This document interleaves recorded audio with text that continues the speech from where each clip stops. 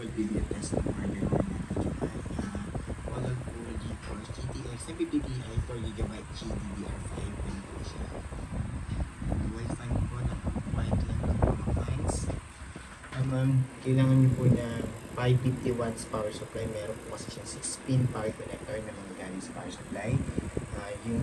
At least 550 watts lang po yung generic na 700 watts. Yung basta branded and rated po na power supply. Pag may question po kayo regarding power supply, message nyo lang po kami.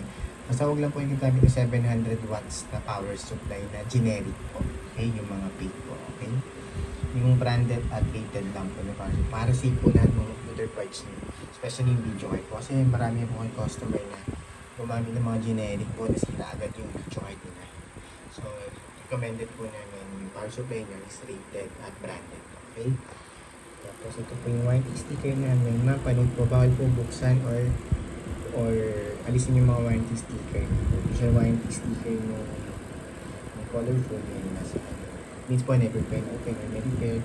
Pag may problem po, i-message nyo lang kami agad. Tapos pag hindi po namin maayos, hindi po talaga gumagana yung video card pagdating sa inyo, paparetan po namin yan. Basta po, intact yung mga warranty sticker natin. Mapanood lang po.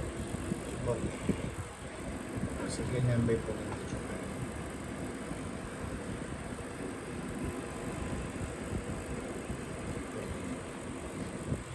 Sticker po natin.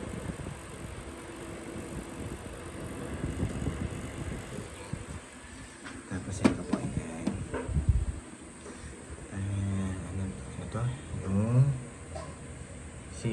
Time running po yun. Yung nasa taas, 9 minutes na po siya running.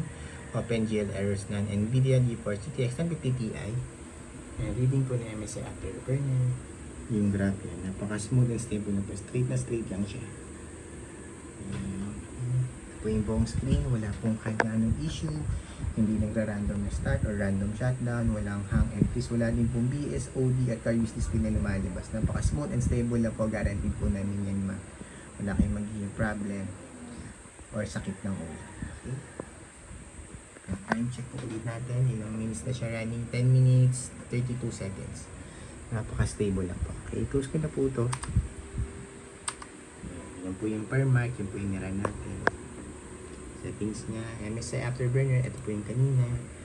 Yan, video card na detected na po yan. GTX 1050 Ti. Tapos, fully detailed specs po sa GPU-Z. GPU-Z. Colorful. 4GB. Sensor.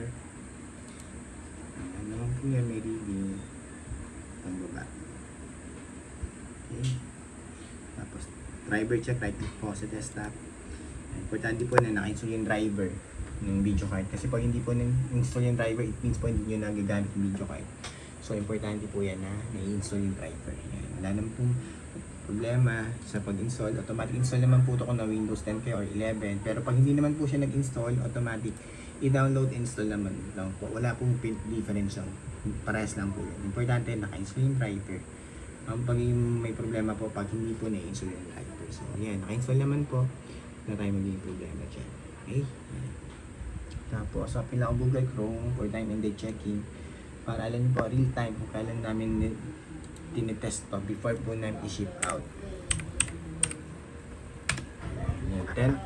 10:41 AM Saturday, June 8, 2024. Yan po yung time, date and time natin today before po namin i-ship out. Tinest po muna namin. Okay, but real time po na para sure po kayo na nagpapadala kami na wala pong issue ng video card. Okay? Yan pa, isa pa, YouTube lang ako PH9 now para dalawa lang po yung reference natin ng time and date. Yan. So yan, same lang po. Okay. Pag gusto nyo po i-double check, yan, ito po, yung website, pwede nyo pupuntahan yan. Yan. Kahit ngayon, after ng video, na masend namin sa inyo yan, pwede nyo po double check yan kung real time, legit, at kung nadadaya po.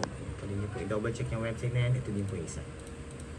Okay, yun lang po, Ma'am Giselle May. Close ko na po ito and shutdown para ma-ship out na po namin to dito.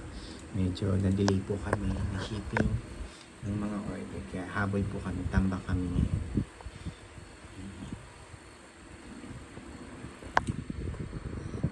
Well, fines. Ito naman po yan. Wala ang putol. Puro po lahat ng mga things. agad, power supply, gamit lang po kay rated at branded. 550 watts, okay lang po, basta rated at branded. Huwag lang po yung generic na 700 watts. Warranty sticker po namin. May warranty sticker po ng colorful. Serial number.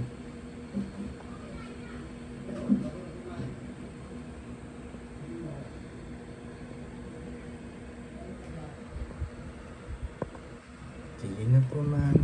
Usal me. Thank you po. Upload lang po lang sa YouTube. Tapos send po namin sa inyo. Thank you. Bye.